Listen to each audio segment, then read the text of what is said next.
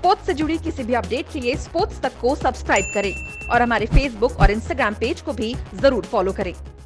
We have Brendon McCullum, coach of the Kolkata Knight Riders, to address this evening's press conference. Braz, a poor start with the team being at 14 for 4 at one point. What do you think went wrong at that stage, particularly the early stage? Yeah, look, I think first and foremost, RCB bowled really well. I think Mohammad Siraj bowled excellent lines and lengths, and I think he was able to present the seam and asked a few questions of us, questions which in the past we've probably answered better than we did tonight. I guess before the game we talked about wanting to show some strong intent with our batting, especially at the top of the order, and unfortunately tonight, if anything, we probably lacked intent. So that's something we're going to have to address. I think RCB were very good tonight. We were very poor with bat in hand. You're not going to win too many games from 40 for 6. So, it was a poor night with the bat, but we've got to bounce back because we've got another game in a few days, and that could be the nature of this tournament as well, with the conditions being slightly challenging at times. Is you got to find a way to still pick yourself up and try and get a result next game, even after a poor one. On that note, did the opening bowling combination of Chris Morris and Mohammad Siraj take you by surprise? No, it didn't take us by surprise. We'd planned that they would hit us with their seamers, and particularly here in Abu Dhabi, where it has been quite useful for the seam bowlers throughout the tournament so far. So no, it didn't take us by surprise, but I just think we weren't able to enter the game at any stage. None of our top order batsmen were able to get anything going, and if we flip that over and look at how even Aaron Finch, I know he didn't set the world on fire tonight, but he still showed intent. He was walking down the wicket, he was asking some different questions of us as bowlers and trying to take out a mode of dismissal, and sometimes that's what you've got to do. You've got to be a little bit creative to be able to get yourself into the game. So it wasn't to be tonight. There will be some good lessons for some of our guys, and we're going to have to find a way to be able to actually enter the game, because you can't be in a situation like you were at 40 for 6 and expect to win games of cricket. RCB, when they brought in Siraj and he was moving the ball around, what could the batsmen do to counter? You just spoke about Aaron Finch showing intent, but from your side, what could you feel you could have done something to counter a Siraj? Well, there's many things you can do.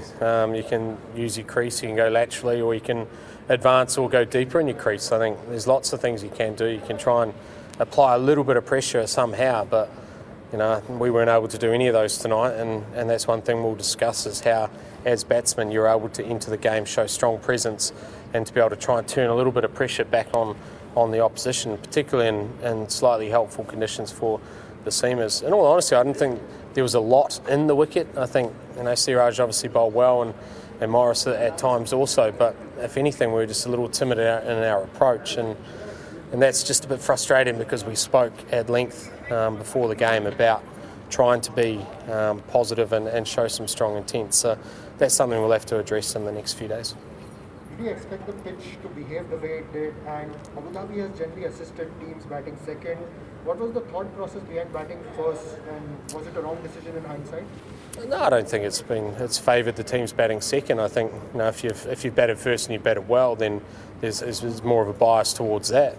Both captains wanted to bat. Obviously, we won the toss and chose to bat. Virat Kohli mentioned that RCB would have batted if they had won the toss as well, and I think we saw, even at the 10-over mark of their innings, whilst they were chasing a small total of 80-odd, that wasn't exactly free-flowing scoring either. If we were able to get ourselves around that 160, I think we would have been incredibly competitive. So, but whatever you choose to do first, you need to do it well.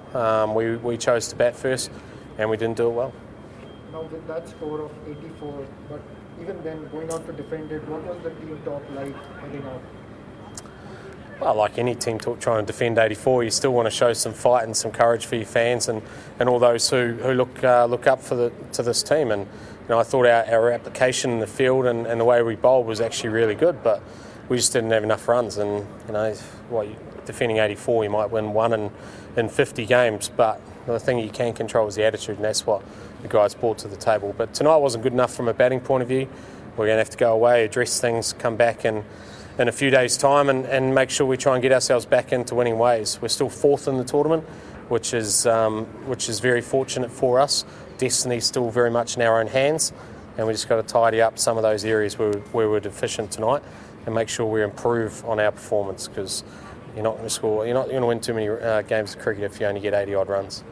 And finally, you just said that you've got your destiny in your own hands. The league table is obviously getting a little competitive. You're on the 4th spot. What are the learnings from this game, and yes, plans moving forward to seal that berth in the playoffs?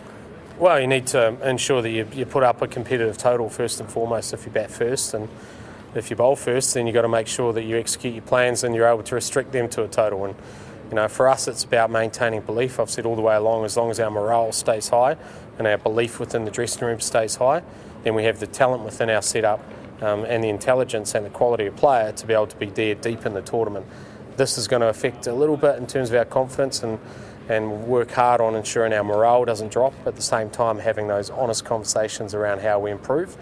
But I still firmly believe that we have a side which can be there later on in the tournament come finals time. We just need to improve slightly.